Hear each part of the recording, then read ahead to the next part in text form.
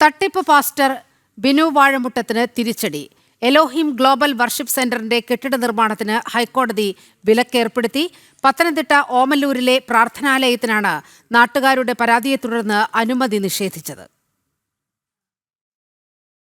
Pastor Binu വാഴമുട്ടത്തിന്റെ നിയമവിരുദ്ധ പ്രവർത്തനങ്ങൾക്ക് കോടതി തന്നെ തടയിട്ടു. ഓമല്ലൂരിലെ പ്രാർത്ഥനാലയത്തിന്റെ നിർമ്മാണ പ്രവർത്തനങ്ങൾക്ക് ഹൈക്കോടതി സ്റ്റേ നൽകി. നാട്ടുകാരുടെ പരാതിയെ തുടർന്നാണ് ഹൈക്കോടതി ഇടപെടൽ.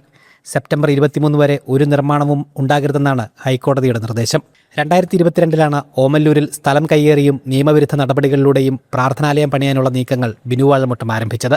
ക്രൈസ്തവ വിശ്വാസികൾ ഉൾപ്പെടെയുള്ള പ്രദേശവാസികളുടെ പരാതികളെ തുടർന്ന് ഗ്രാമപഞ്ചായത്തും പത്തനംതിട്ട ജില്ലാ ഭരണകൂടവും നിർമ്മാണ പ്രവർത്തനങ്ങൾക്ക് അനുമതി നൽകിയിരുന്നില്ല. പിന്നീട് ബിനു വാഴമുട്ടം ട്രൈബ്യൂണലിനെ സമീപിച്ച് അനുകൂല വിധി നേടി. ട്രൈബ്യൂണൽ ഉത്തരവിനെതിരെയാണ് നാട്ടുകാർ ഹൈക്കോടതിയെ സമീപിച്ചത്. ട്രൈബ്യൂണൽ വിധി വിലക്കിയാണ് ഹൈക്കോടതിയുടെ നീക്കം. സെപ്റ്റംബർ 23 ഹർജി വീണ്ടും പരിഗണിക്കും.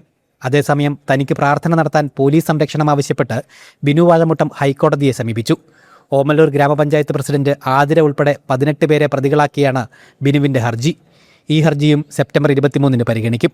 ജനം, പത്തനംതിട്ട.